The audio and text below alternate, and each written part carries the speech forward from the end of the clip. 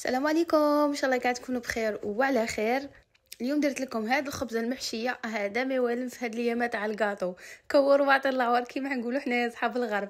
المهم كيما كنتوا تشوفوا جات بزاف شابه بنينه، الحشو تاعها اقتصادي سمحوا لي، مام العجينه بزاف هايله. نبداو بسم الله في الوصفه تاعنا. شوفوا انا درت هذه مغرفه كبيره، درت 3 مغارف تجيكم واحد الكاس وربع تاع فرينه.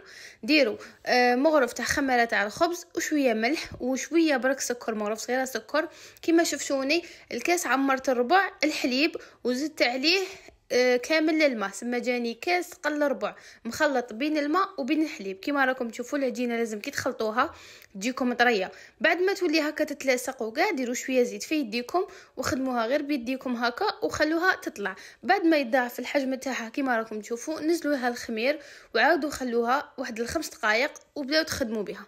اما بالنسبه للحشو درت نص حبه بصل، نص حبه فلفله حمراء، نص صدر تاع دجاج، قليتهم مع بعض حتى تقلاو لي كامل. زدت لهم شويه لا كريم ليكيد كيما هكا، ولا ديروا شويه حليب، ولا ديروا طوماطيس تاع القوطي ولا تاع الحبه كيما طلع لكم، لا فخس كيما طلع لكم نتوما. المهم عطيتكم انا الطريقه اللي درتها انا، بالك ديروا كيما هي فوالا.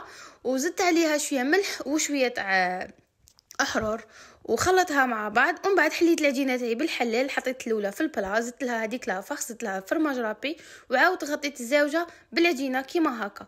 ايا وشوفوا مع الحواشي كيفاش خدمتها، راكم تشوفوا شغل غير تما ودوك للداخل، ما غادي ما تعيكم والو، سهله مهله بالخف تخدموها يا ربي واحد الساعه تكونوا مكملينها بالعجينه بطيابها بكلش. المهم بعد ما كملتها وبلحتها كاع مع الحواشي في لي كوتي، قطعوها بالخدمي كيما طلع لكم. انا بغيت نقطعها هكا، ومام في البلا تقدروا تستعملوا بلا مربع تقطعوها تجيكم كيما الكوكا تاني تجي بزاف بنينه. مهم العجينه هايله هايله هايله لا فخس كيما طلع لكم انتم.